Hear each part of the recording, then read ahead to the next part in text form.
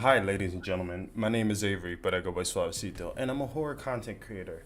Welcome to episode 22 of Whispers of Horror, and I have an awesome guest, and name is Lee, who made the game Cryptmaster. So I'm excited to talk about this with you. How are you doing today, Lee? And good morning.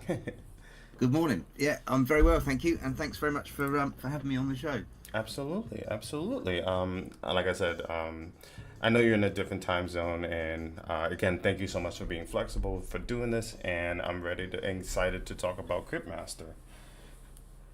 Um, Awesome. You're welcome. yeah. So before we even get into that, I'm gonna just tell the audience that. I'm gonna be playing it and having you commentate on it as well, and I'm gonna ask you questions while playing the game. So I'm very excited about that. But can you tell me a little bit about yourself?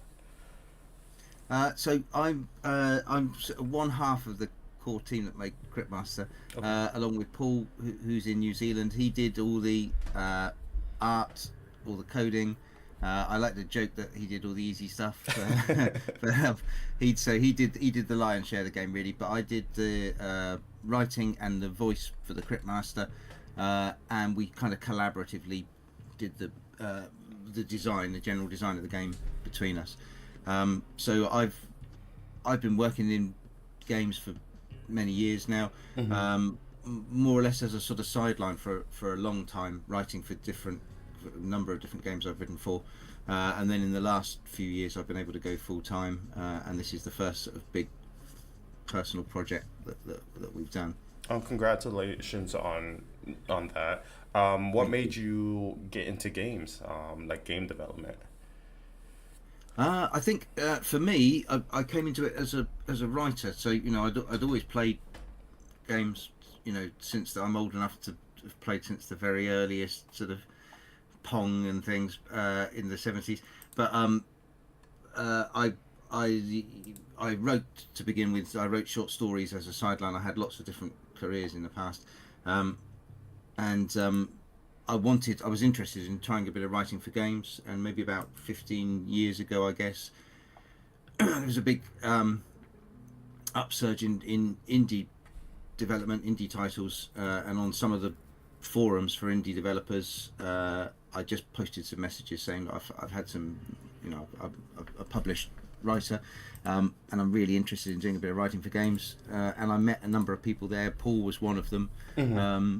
who were interested in having a bit of writing in their games. And so I did it just as a sort of sideline for a few years. Then I worked sort of freelance as a writer on some big studio games as well as some indie games, and I just kind of gradually fell into it that way, and it grew to the point, as I said, that recently I've been able to go full time with it. So Awesome.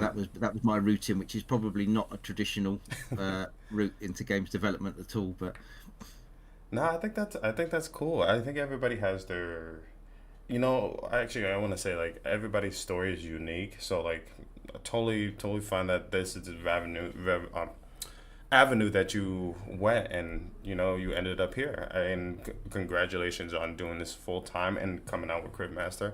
And thank you. I'm very excited to play it and just to get your mindset on it. So we're gonna actually switch over to that overlay real quick, and I'm gonna share my screen with you, and we're just gonna get into it. If you give me Brilliant. 1 second, let me see if I can get it on here. Should be able to see it. Let me know if you can see it. Yes, I've Awesome, got it. I can see it. awesome. All right, now I just gotta fix you because the thing I love about Discord is when you have everybody up and you add a new frame, it kicks out all the other frames. Right, that's So helpful. yeah, so I gotta fix this one. But even before we get while I'm doing this, if you want to just answer this question I have for you, can you give us an overview of your horror game and what sets it from other horror games titles in the market?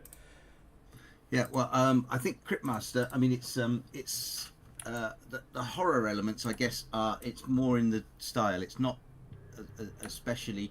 Um, it's not especially scary. I think a lot of people will go into it sometimes expecting a horror game because of the look Mm. of it. It is horror or horror adjacent, I guess you might say, because a lot of the influences obviously in particular for Cryptmaster, were more it's the hammier side of horror, if you like. It's our influences were sort of old B movies, like Universal movies, Hammer horror movies, Amicus, that sort of thing. So it's a very stylized, very hammy sort of horror that it's comedy. I guess it leans on the comic side more than anything. Basically, I guess the description of Cryptmaster, it's always a very, very hard one to describe in any sort of succinct way, because it's weird, I guess, for want of a better word. It's a word-based dungeon crawling sort of puzzle game. The main gimmick, I guess, of Cryptmaster is that you use words to interact with everything. So everything you do, you type, and more or less all of the puzzles and all of the gameplay are based around words and letters. So that's the sort of chief sell of the game, I guess. And then the style of the game is very, as I said, very sort of nostalgic, and it leans into that sort of slightly camp, hammy side of horror. Awesome. Is there anything that inspired you guys to create this title? Like, is there anything that influenced it, like other games, movies, or literature? Yeah, I think we were both of us, I think, influenced a lot by sort of for us nostalgic influences, things from our formative years. So a lot of it was, as well as those sort of B movies that I mentioned earlier, things like Dungeons and Dragons, old game books, fighting fantasy game books, that sort of thing. A lot of old TV shows like Nightmare, the board game Atmosphere. I don't know if you know that. That was an old board game that was like a horror board game. It was a VHS. So you had a VHS cassette that would play in the background while you played the board game, and then the sort of narrator on the TV screen would come up in a thunderclap and give you instructions what to do next. So it was a whole mess of sort of influences like that, really, mostly from the sort of 80s, I guess. 80s, 90s, and old school dungeon crawlers as well. A lot of those sort of video games. Gotcha. I've never heard of that game, but definitely something I might look into in the future. But let me ask you, so how do you approach crafting the atmosphere and setting of this game? I mean, the art style was sort of fundamental, I guess, in setting the mood, and that came from Paul.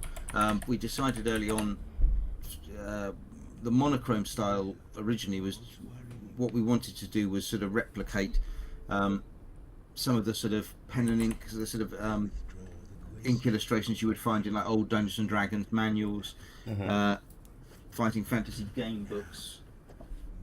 These sort of game books that I used to be hugely into when I was younger. I don't know if you can see that on the camera, and they always had these gorgeous art. That's sick.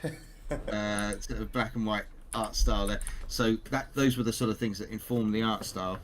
And then I think once we had that went a long way to setting the mood. And then Surashu, our composer, some amazing music that he based a lot on.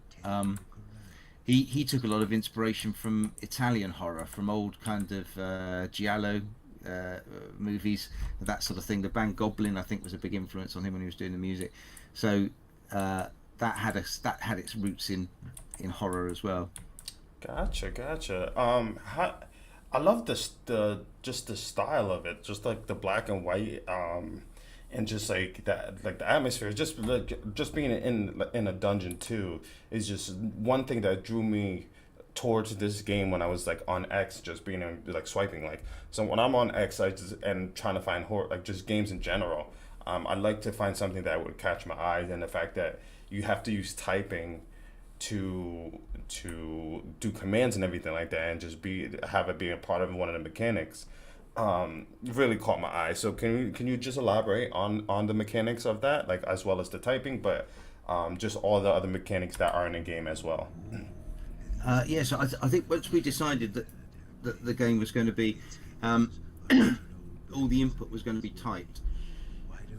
It seemed natural then to to tie a lot of the gameplay and the world itself to words and language, and once we started on that, lots of things sort of fell into place. So there's so many different puzzles you can do with words. A lot of elements of the game are based on sort of anagrams. There's a kind of the main gameplay loop is sort of you guess the skills of your players in a sort of Wheel of Fortune way by filling in letters. But as you attack enemies and as you open chests and things, you fill in letters that drop into the skills of your players, and then as you guess those skills, you get more things you can do in combat, and thereby win more letters which feed into more skills and so on. So that's kind of the core loop. Oh, okay.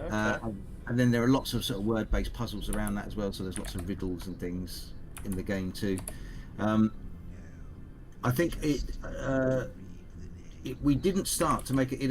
It's often described as a typing game, which it is really, because you are, as I said, the input is all typing. But we didn't start wanting to make a typing game like Mavis Beacon or something, where it would be a test of your typing speed or anything like that. For us, it was more just that we liked the flexibility of being able to type in any word at any time in conversation and in combat and that sort of thing, I think. And then once we had that in place, we thought, well, let's make the whole thing about words. And then, as I say, it just sort of ran away with that then. No, I think it's a unique approach. And the first game, I hate the comparing games, but the first thing I thought when I thought about this was House of the Dead, with the typing and everything, when you had to like type certain words to take out the enemies, and literally like that's the first thing that came to mind. I was like, oh, this game is similar to that, but.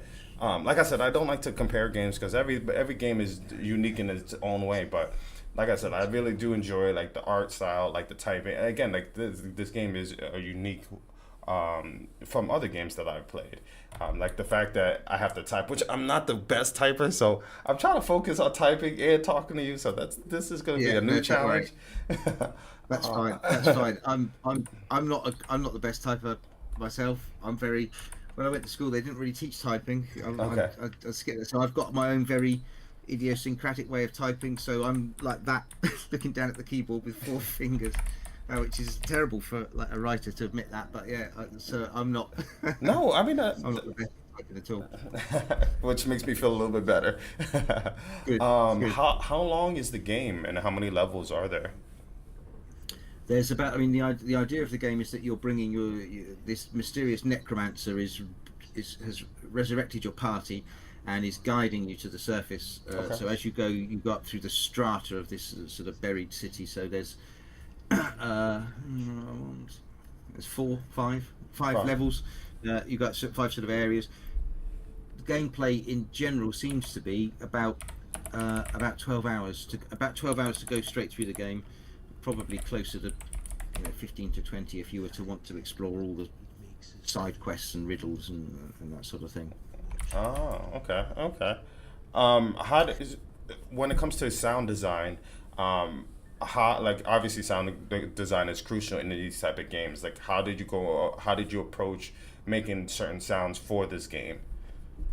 Kat and Arthur, who did the sound design, they were amazing, and I can't say exactly how they made all the sounds, but the sound design was very much part of the development process as we went along, and just tied to the mood with the music and the voice over.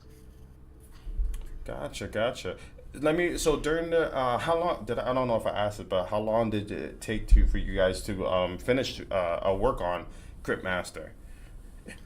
I think in total it was just over 3 years. We did just Paul and I to begin with made the first prototype of the game in about a year, and then we sort of pitched it around. We had Sarashu we'd worked with before on board to do some composition, and then we were picked up by Akapara Games, who were amazing. I can't say enough nice things about them. They were happy to fund development, to let us make the game we wanted to make, and they brought in people for some additional art and sound design, and voiceover, of course, and the various voiceover artists we have in the game. And then it was about another 2 years of it. So yeah, about just over 3 years of development in Okay. total. Um, Between those 3 years, well, this is a two-part question. I'm gonna ask the first part. So during those development, like, how did you balance like your personal life with making, with your game development life? How did you do that? And was there any struggles between finding enough time for like your family or friends and stuff like that versus having time to work on a game? It worked out pretty well. I think a lot of the game actually, when we were the early part of the game, we were making during the first, maybe it was slightly over 3 years, because during the lockdowns, the COVID lockdowns, Mm-hmm. which I always feel guilty for saying this because obviously this wasn't the case for many people, but the where I am, which is out in the countryside here, the lockdowns, and I just left a full-time career to concentrate full-time on games development. Um, the lockdown here was quite pleasant, for want of a better word, for me. As I say, I feel guilty saying that, but No, no, no. I get it. I was at home. I've got two young kids. They were at a lovely age. We were at home together. I was working from home. Paul in New Zealand was in a similar situation. It was really nice without pressure as well. We just had a lot of time to just iterate on the game, try lots of different things, try the weirder things that we wouldn't have been able to try with more of a time constraint. So I was able to balance it quite well, really, with family life at the time. It worked out nicely, and we've not felt pressured, I guess, really. At any, as I say, Akapara Games have been great, so they've been happy to just let us make the game in our own way.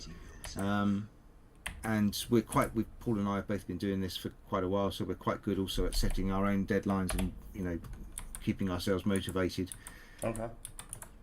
Um, when during those 3 years, was there any like what were the highlights? What were some of the highlights, and what some of the things that you guys struggled in with the development of this game? Well, that's a good question. I mean, the highlights were, I guess, in general, it's been a really, really fun game to make.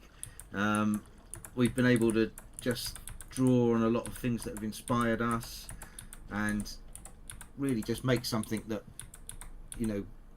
we're happy with, we're proud of. It's a game that we ourselves like, which I think as a game developer is all you can do, really. Rather than try and second guess what players will like. You make something that yourself as a player you enjoy. So we had a lot of fun making it, and it's a weird, goofy sort of game, so we could try all sorts of silly things. One thing that's been picked up recently on social media is that we put in a script so that if you just absolutely refuse to do what the Cryptmaster wants you to do at the beginning of the game, he will eventually pop up and break the fourth wall and tell you how to get a refund on Steam, and kind of talk you through the process. That's cool. We were Well, able to do a lot of goofy things like that in the game, which was fun. well, I hope people are not going through the process of a refund, because like this game is unique, and like the fact that the Crit Master is there to help you, but kind of like let you do your own thing. Like I like this part, like I like, as you can tell, like where you open a chest and he's giving you like you are asking certain questions, and he's giving you hints of like, oh, okay, what is this object, and you have to guess the object. I think that's definitely unique. Like, how did you come to like having the Crypt Master be a part of being a heavy influence in the game? That's yeah. I mean, this part that you're playing at the moment with the chess, the sort of 20 questions guessing thing. Originally, that was going to be just more of a sort of throwaway interaction. We just thought, well, that'll be fun. That'll be a fun one-off interaction. He'll ask you to guess what's in a chest, and then we realised actually that's quite fun. And we made it part of the gameplay loop so that what you're doing every time you're guessing the objects in chess. You get the letters from that object, and it feeds into your skills and so on. The Cryptmaster himself, he wasn't originally. He was more or less, I think, to begin with, just a tutorial and storytelling device. We just thought wouldn't it be cool if we got a dungeon crawler? And as I say, it was the old board game Atmosphere, I think, that we thought of to begin with, and the TV show Nightmare. We thought we'll have like a narrator figure who'll just pop up in a thunderclap, and every now and then, and he'll tell you what to do. So that would be how we would carry the sort of story. But we thought he would only just appear occasionally, now and then, to start with, and I did a bit of placeholder voiceover for it. But then it became apparent that actually he was quite fun, and we could do a lot of things with a narrator like that, who would, as I said, we've got the 20 questions games with the chests, and it just sort of grew from there. And as I say, I had a lot of time on my hands. It was, I think, during the lockdown, so I was able to sit here, and just once we decided we'd go with my voiceover for it, I was able to sit here and I would just record. I recorded more or less a whole dictionary worth of words, so that he could respond or pretend to respond to more or less anything you might want to type in. Gotcha. Like even now, when I just like trying to come up with the things that like he's describing, like this one was rat, and I'm just like, he says it's hairy and wiggly, and I'm like, oh, what's a 3-letter word for this? I thought it was rag, but again, like the fact that it makes you think and just try to come up with like the specific thing you guys the Cryptmaster is looking for. I think it's just awesome. Like, so another question I have is like, how did you guys come up with the characters? Just some like, just obviously like there's 4 characters who are going through the dungeon, but like the Cryptmaster as well. Like, how did you guys come up with that? I think the characters, the 4 characters you have to start with, we were just influenced by the sort of classic dungeon crawler or D&D setup, that you've got your fighter, your thief, bard, and mage essentially, and then we put some sort of twists on them. And the part of the idea behind the game is it's a sort of dungeon crawler in reverse. You're not going down into a dungeon to defeat some evil. You're the evil, if you like. You're coming up out of the dungeon to attack the surface. So it's sort of flipping the script on what you would usually do. So you've got these 4 heroes who are zombies. They're all undead. He's just resurrected you, but they're basically the 4 classic characters you would have in a party. The Cryptmaster himself, I think, I'm not quite sure where he came from originally. The voice is just like it's just a sort of goofy voice that I do with my kids, and the art, it fell into place, I think, when Paul did the illustration for Paul made the model for the Cryptmaster, and he did. Somebody called him a Poundland Darth Maul the other day, which was my favourite description of him so far. But he just sort of grew from there. As I say, I think for me, being locked in a room, reading a dictionary in his voice, and he just kind of took over in a weird way.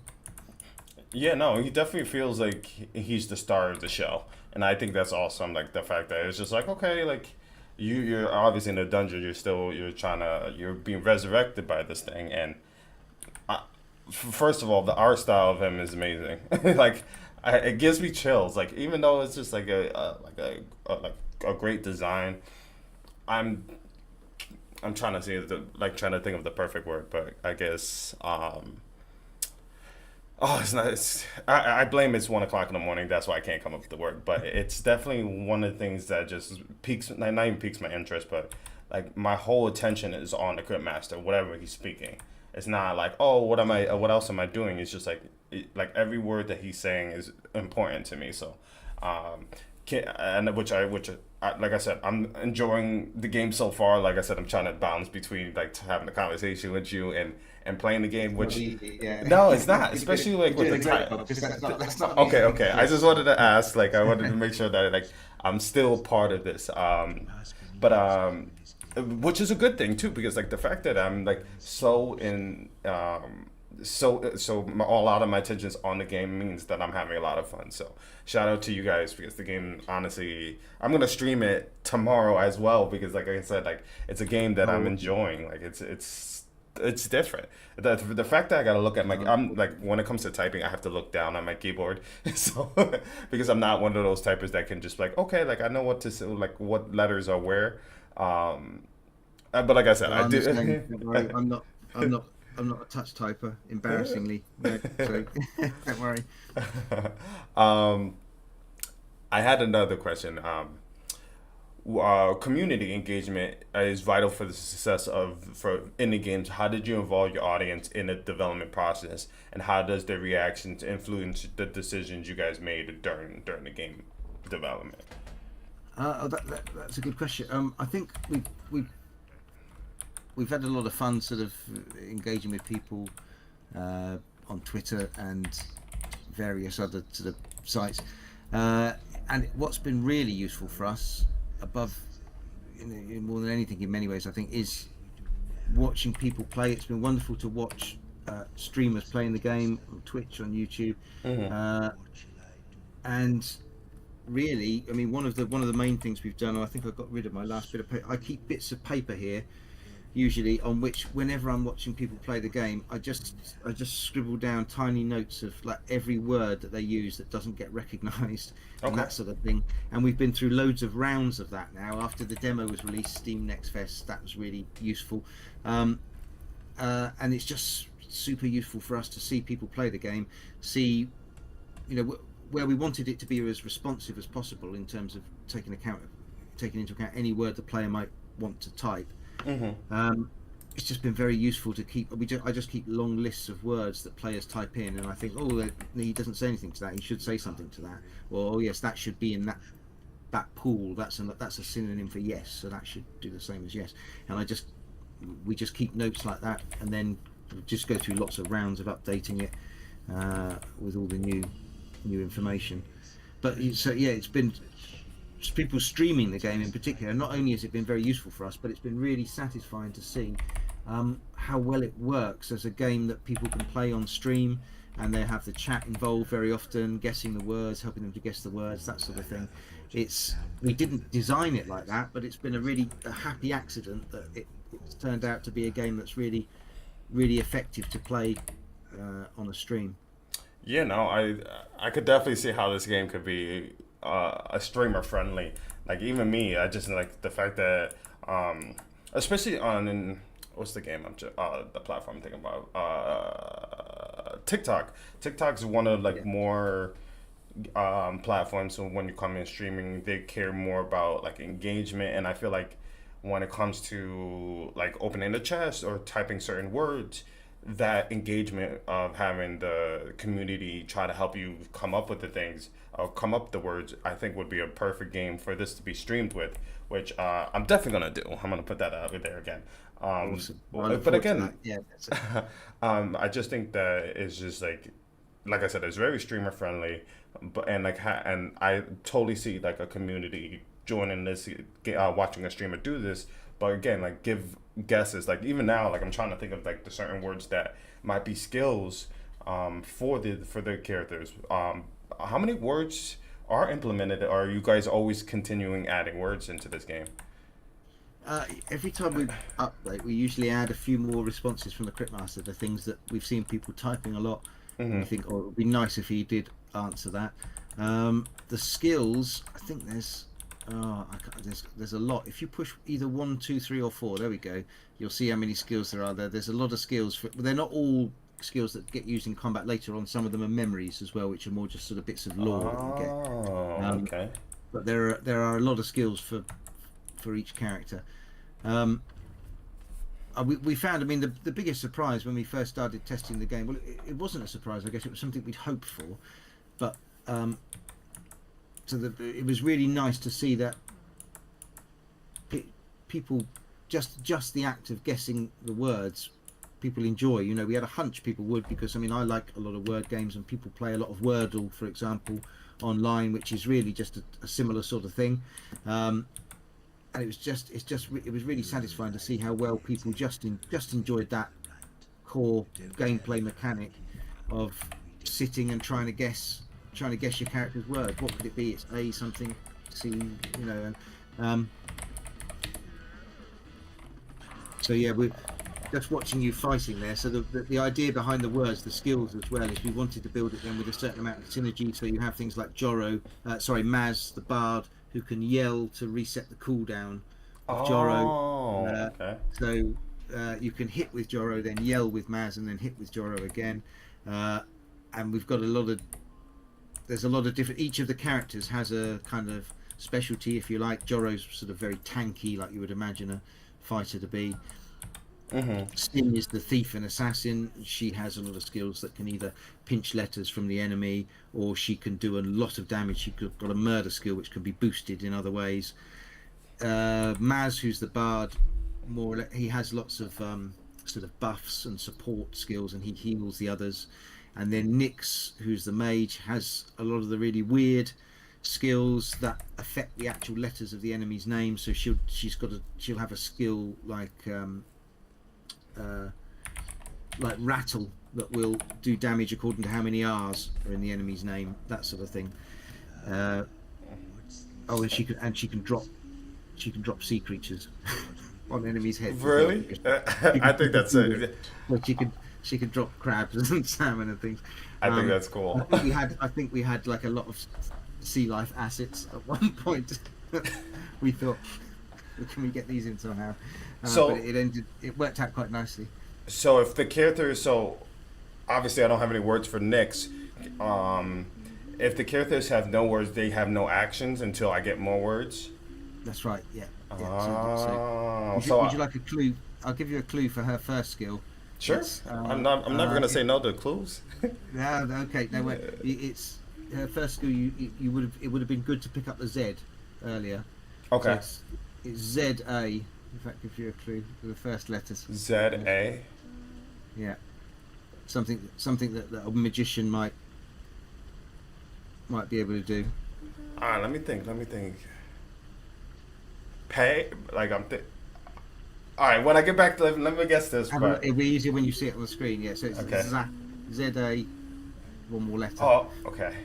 Okay, so let me see. So feel. Let's see if we can feel this object. Paper. Lots of people get thrown by this one, which it's really odd. It surprised me. Really? Okay. Now I'm. So it feels it's like one paper. That people when they discover it, they'll usually say, "Oh, of course it is." Paper. A 3-letter word that has something to do with paper. It feels like paper. He said it's flimsy. To what it tastes. Let's see if we can taste it. I also like the fact that you can use your your 5 senses to tell the Cryptmaster to try to guess what the object is too. So it tastes paper. I'm afraid that's not the most useful one. All right, so paper. Okay, I like it. Listen, remember is a good one. You can remember as well and use and things like that. Remember. Okay, let's try to remember. I'm sure it's one of these before, but not for this sometime. Used for when traveling. Oh, okay. I know what it is. If it's a paper and it's flimsy, it's a map. Yes. Well done. Yeah, exactly. Oh, wait. Did I type it wrong? M-A-P. Oh, P. See, this is what happens when you don't look at the keyboard. I put also zap. That's a word, right? Well done. That's the one. And a trap. Let's see, trap. I really do like this game. I'm sorry. I know we're doing the interview, but I really do enjoy this game. I think it's definitely. It's lovely to see. What is your when it obviously is finished and everything, but what is your favorite part of the game?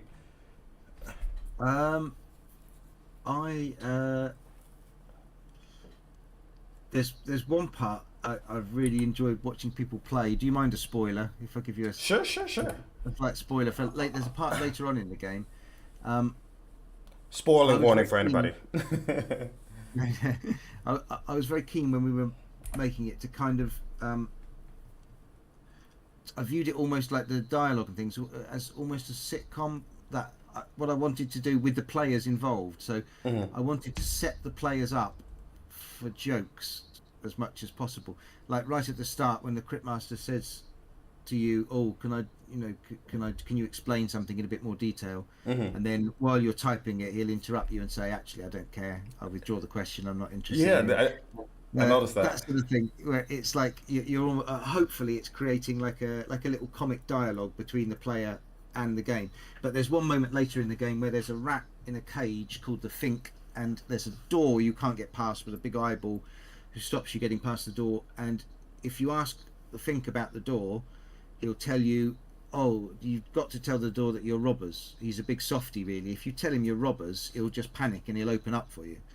Oh, okay. um, and then you go to the door, and when he asks you why do you want to come past, you say robbers, and the door will be like, what, why would you tell me you're robbers? What what sort of fools are you? Why would you say that? And in the background you can hear the rat laughing, you can hear the Fink laughing at you, and the door just tells you, no, be gone, you're not going. And then you go back to the Fink, and he just finds it hilarious that he set you up. He said, I can't believe you even did it, that you went and told the door you're robbers. So I always enjoy watching people play that part of the game, because Okay. it's one that it does 9 times out of 10 it works. I wasn't sure how often I would get players with that, but it does work, and players take it in good spirit, and they're like, oh, I can't believe I fell for that. So that's those kind, and there's a few moments like that in the game, and they're really, really satisfying for me, because, as I say, yeah, a lot of the aim was to actually try and engineer those moments, those little moments of comedy or of surprise. No, I think the comedy aspect is fantastic because like I remember like you said in the beginning when he was typing and he's trying to ask like a question, he's like, oh, honestly, I really don't care. I just think that just makes the game more appealing and just like, okay, I can laugh at this point because like he's being mean, like, so. Yeah, and he is me, and it surprised me. It's been really satisfying as well to see how. Well, I was a bit worried just before the game released. I thought, are players not? I worried that players might might take the Cryptmaster too seriously in some ways, and that people might think, why would I want to just somebody to just be berating me, telling me off all the time for doing things, and I thought that it might not work. But actually, if anything, I think he could have been meaner. Players enjoy it when he's mean to them, and I think part of what makes that work as well is that the Cryptmaster himself is not. It wouldn't have worked if he'd have been really genuinely arrogant and just constantly like taking the mickey out of you for not getting things right. But the fact is, he's an idiot himself. He doesn't remember these words. He's just a big goon. He doesn't really know what he's doing. So it kind of works because of that. I think in some ways as well that he's not all that himself. I think the biggest question I have too is, which is also very impressive how you guys did this, is how did you incorporate the responses to every word?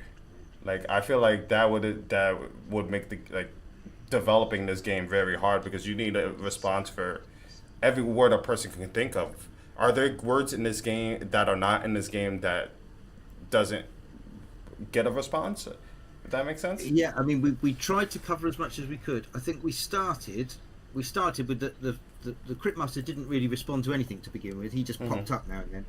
But then we thought, well, it would be useful if players could type a word in just while they're walking around, and he would say something. So if they see a door, they could type in door, and he would give them a little context response. So it would be like a hint system, if you like. But then we quickly realised, well, if you're going to let players type in words while they're walking around, then he should probably have some responses for other things too. So we introduced into the game lots of responses for lots of words that we thought, well, players will definitely try to type these words, the sort of things you might have in a text adventure. So we thought players would probably type look, they might type inventory, they might type things like that. We put in responses for those, and then it just sort of snowballed from there. As I say, I think I had a lot of time on my hands, and we ended up putting in this whole dictionary system, more or less, where it's all smoke and mirrors, really. People ask a lot just recently, is there AI involved in the game, which there isn't at all. It's just done by hand. That's impressive. But the system we used, there was I read from a dictionary pretty much all the words I could. So I was just sat here at the microphone saying, abacus, aardvark, every word one by one with a questioning inflection. And then when you type in a word, what it will do basically, there's a sort of system where first of all it searches to see if that's a word that's got a mechanical response in game. Does it trigger a skill or something like that? If it isn't, is it a word which is maybe a lore word, like the name of a character that the Cryptmaster has a special scripted response for? If it isn't that, it checks to see if that word they've typed falls into a number of categories. Is it an animal? Is it an item of food? Is it a verb? Is it a spooky word? All different things like that. I'll just let you finish this fight. Sorry, I'm just struggling with the. I can't use B words, right? You can't use B. No, you can't use B. Oh, okay. Because he's got it on his shield. We did that to force players to like switch up the words they used a little bit in combat. You see, so I can't use. you can Oh, trap. Yeah, you can trap, but not jab. Zap. Yeah, there you go. Yeah, perfect. My anxiety to try to come up with the words is not easy, man. I'm still like I think that's great, man. Like I so like again, like just thinking that the fact that you guys are not using AI, awesome, and just like you came up with the response of all these words. I'm not gonna even like I kind of want to ask, but I don't even think you might not know the answer. But like, how many words are in this game, or when it comes to this, like. I'm not sure. I know. I did. Apparently, I did over 4,000 lines for it. So it's quite a lot of lines. The words, individual words, I'm not sure. There's a lot. I didn't do the whole dictionary, but I did something. What I did, I remember I found online things like a list of the 1,000 most common words in English, for example, and I recorded all those to start with, and then I started like going into. Thinking about like what words would be most common in a dungeon, all the words of things you could see in the game, verbs that the player might want to type. There's a lot in there. As I say, I think I had a lot of time in my hands. On my hands, I was just sat here going, quietly, a little bit crazy, just reading long lists of words. Are there any words that are not real? Like, are there any made-up words? There's only ones that occur within the lore of the game, so like the names of characters and so on. There's a trick the Cryptmaster does also sometimes. If you type in a short word that he doesn't recognise, that's not in the dictionary at all. So you type in like, I don't know, HFD or something. He will sometimes spell it out. So we've got recordings of him saying the different letters. So he'll say like HFD. What does that mean? Oh, okay. So these are all little tricks that I've been really pleased how well it works. That give the impression that he's understanding you. So give it the idea of sort of immersion. Interesting. Again, like kudos to you guys because I couldn't even think of 4,000 responses for every specific word, and then like each word has something to do with the game or like and even just the combat too of like the guy holding the shield saying you can't use any B words, which means you got to go into the skills of each player to remember. Oh, I can't use this word. Very very cool. I didn't think I was gonna when I get into games. I go open minded and just like, and so yeah, I have a lot of fun. But this one definitely takes the cake. I really do enjoy this one, and it's just like I said, there's just so many elements that I'm not used to, like the typing, just being the turn-based game. I'm very fond of that, just being able to and it gives you that Final Fantasy look with the 4 characters and you're fighting an enemy, or like Dragon Quest, which I enjoy. The fact that it's in a dungeon, it feels like you made this game for me. Like so, that's really nice to hear. Thank you. Yeah, so like the fact that I'm playing this game at 1:30 in the morning and I'm enjoying myself is just like it makes me so happy stand up, and I'm happy that I get to talk to you about this game and stuff like that. But I do have another question. This is more of a little away from the game, but say if I was an indie game developer, or no, say if I was like up and comer indie game developer and I had no idea how to start into this, what are some advice that you could give to somebody who wants to get into this field? I think to start with, I would say, depending on what angle you're coming at it from, because some people will come in as artists, musicians, maybe a writer as I did, or straight as a coder. Um, I think a really good thing to do to begin with is game jams. I think they were really, really useful for me to start with. Ones like Ludum Dare and other jams nowadays online. Basically, just it doesn't have to be game jams, but just I think just start making some of your own games. Start small. Start a really small scope project like a weekend game jam or something is a good idea. Start making some of your own games. There are a lot of very accessible tools for game making nowadays. You know, you don't have to dive straight in at Unity there. I think I used Construct 3 a lot to begin with, and or Construct 2 as it was then. There are there are lots of quite there's lots of community support for all of those game engines and things. So it's really very accessible nowadays, I think, to jump in and start trying to make your own small games. Collaborate as well. Mm-hmm. For a lot of these game jams, particular people are always looking for teams. So start making connections, reaching out to people. If you're an artist, then say, does anybody want to code a game, and I'll do the art for it. So, I mean, I think I'm speaking a lot. I'm trying to think now from my own sort of experience. That I think is how I sort of began getting into to making games. So reach out to people, collaborate with people. Game jams are great. Don't try and make an MMO on your first game. That's a common mistake. I've heard a couple other developers said to stay away from those. yeah. Just start small. Keep it really focused in scope. But also, don't worry about. I must have I've got a folder somewhere of 500 unfinished games. I think also you can get hung up on that too much, especially when you first start making games, and you probably won't be that great at it, or you'll overscope it, that sort of thing. Don't be afraid to just ditch things, I guess is what I'm saying, and that's important even when later when you're making games for a living. I mean, Paul and I, when we started making this one, there must be 20 scrapped prototypes from the early days of making Cryptmaster. It was going to be a game about pirates to start with. I remember we had art, we had writing, everything in place. And we were just like, no, that angle's not working. You've got to be a bit brutal sometimes. I think ditch that, switch, move on to something else. You'll get there in the end. But you've got to be, you can't be too attached to things. I think you've got to be a bit brutal sometimes. Trying to think what other advice I usually give. Don't worry, I'm not gonna be a game developer. I think I really don't have the time, but I think that's some good advice. But if you have any more, please do. There was something. Yeah, I think the main thing is this sounds like a bit of a cop out, but I think just go for it. Don't overthink it. As I say, it's a very accessible thing to be able to do nowadays. Pick your development tools and just dive in and start learning and start talking to people if you can, and collaborating with people, and you'll get better. Yeah, no, I think it's great advice. The one thing I love asking that question because obviously we're 22 episodes deep of this, and I've had a good share of developers on this.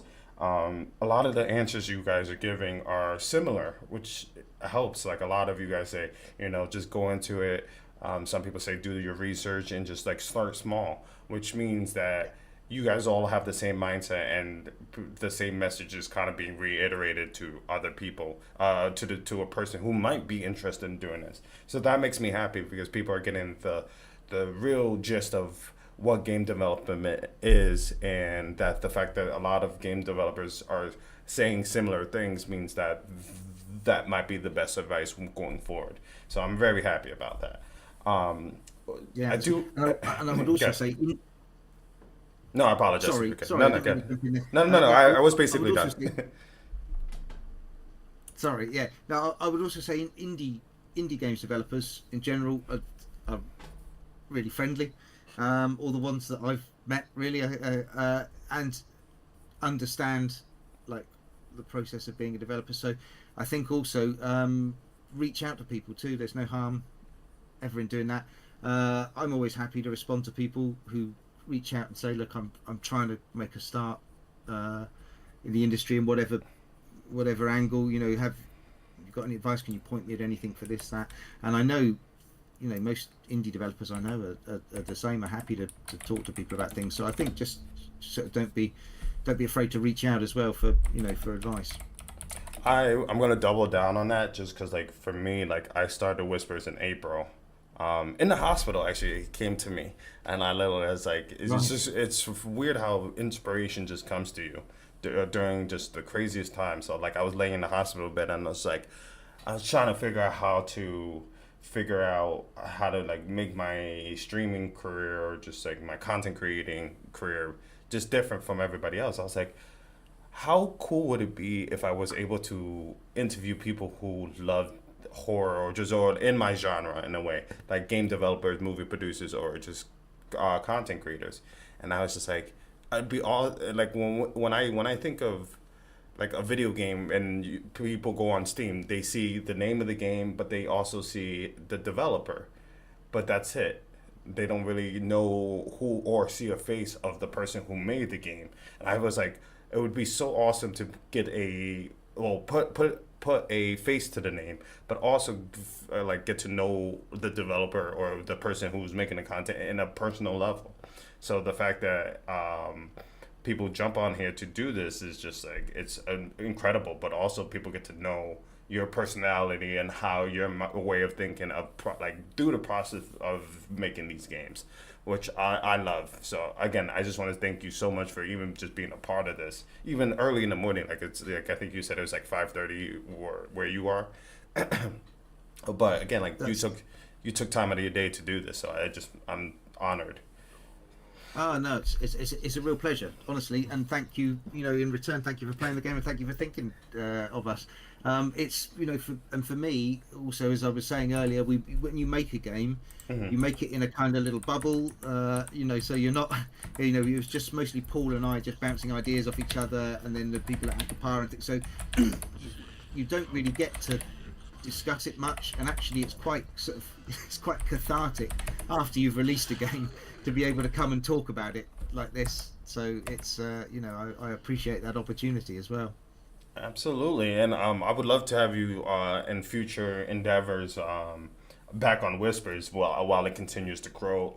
I would in the future. I Oh, do plan on absolutely. to have it a call-in show, but I wanted to build an audience for this. So we're gonna in the future, like I said, in the future, people will be able to either join the Discord or be able to join a Google call and be able to ask you their own personal questions. So stay tuned for that. It's in the Yeah, development. awesome.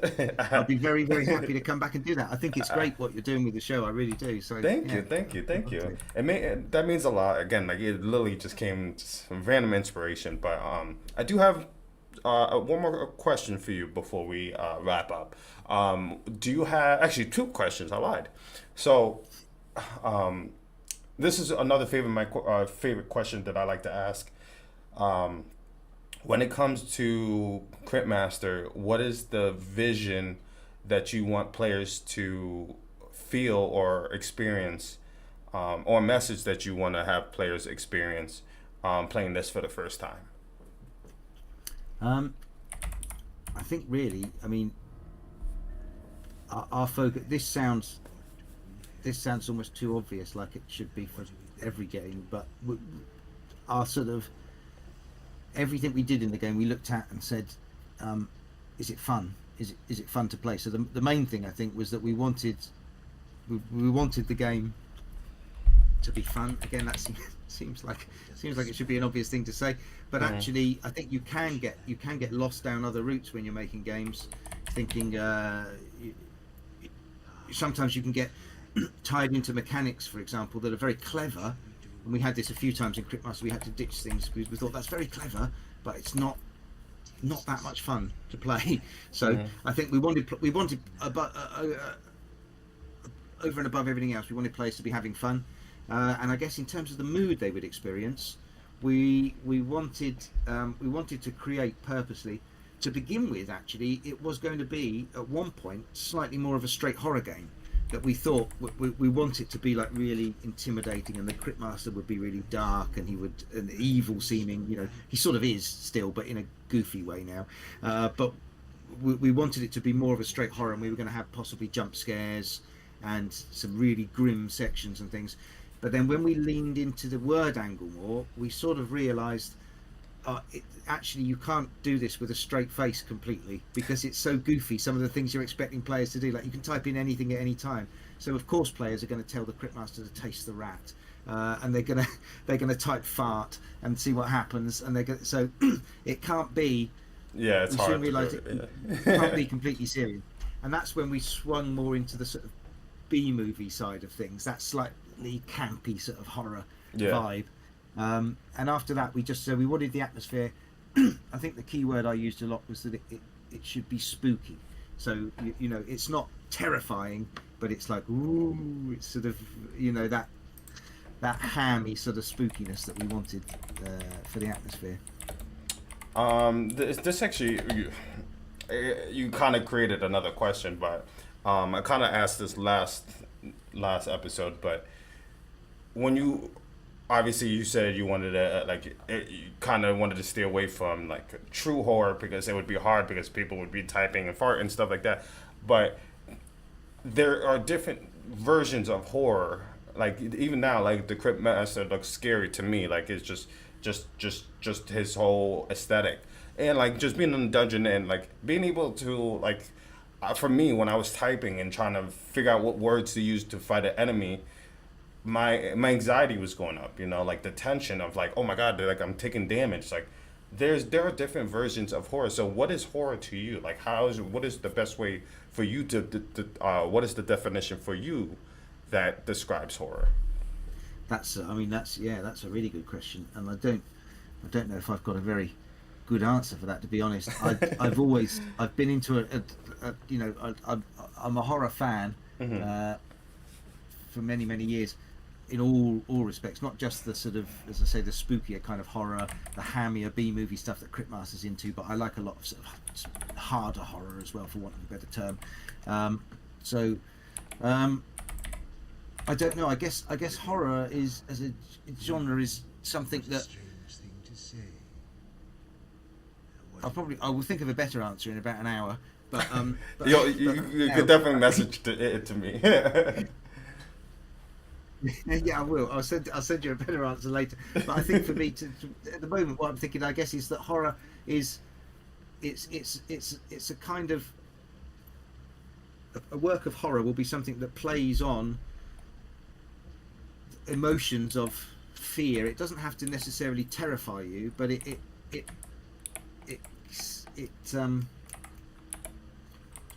when you I don't know. I'm going to waffle now. So did I stump you? No, I'm just kidding.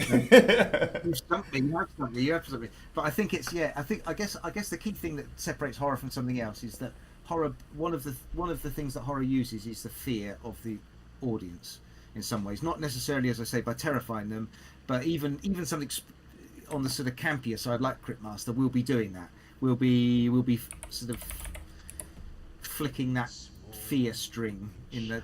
I am waffling, aren't I? In the player or the viewer.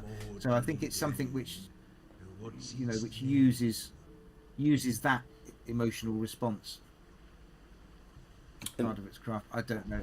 I might walk that answer back, as I say, in an hour or so. No, it's okay. It's okay. The thing I love about that question is open-ended, because everybody can have a different view on it, and people think that, for me, people think horror has to be scary in a way, and I just feel like with jump scares and all that stuff, but I don't think so. I think there's just different aspects. It can have like thrill, like it can make you anxious, it can make you overwhelmed, and like feeling a dread, and just like there's different, like even like I said, when I'm playing this, like it had certain aspects of it where like I'm sweating or like I'm nervous, and that is what horror is to me. That it just doesn't only have to be like jump scares. No, that's not it. It just there's different elements to it. So even my answer is not perfect. Again, there's no perfect answer for what it depends on the person when it comes to how they answer it. So I think your answer's fine. I Absolutely, mean, yeah, and if you feel yeah. like texting me or like responding to me in an hour when I wake up, probably when I go back to sleep, yeah, please, like I would love to hear what your answer is if it changes from the answer you gave me. So it's one of my Yeah, but favorite I questions. agree with what you just said. It's a very broad field Broad, yeah. too, isn't it? It's you know you can yeah. There are lots of many different types of what might be considered horror. Well, I'm definitely gonna throw this in. If you're ever looking up for a secret word or anything like that, or just something to throw into the game, Suavecito would be so dope. just Ah, just okay, throw okay. it in there. Listen, I wouldn't be mad. If I typed it in and something happened. I'm just putting it out there. You wouldn't be mad. That's worth knowing. I'm making a little note. If We've I got see an quite a lot. update and my name is in, I might cry on stream. Just saying, just putting it out there. You might see some actual tears. Okay, well, that will make it worthwhile. That's that will make it worthwhile. If I can provoke a response, I'll definitely do it. So Yeah, we've got a lot of little Easter eggs like that in the game, like my kids' names and Paul's kids' name. awesome, awesome. They get responses in the game and all sorts of things. We put in lots of little things like that. So yeah, I expect keep your eye out in the future. Yeah. Oh. Future Oh. updates. Now, honestly, like, well, I tell people like I have three goals, and this just what I do.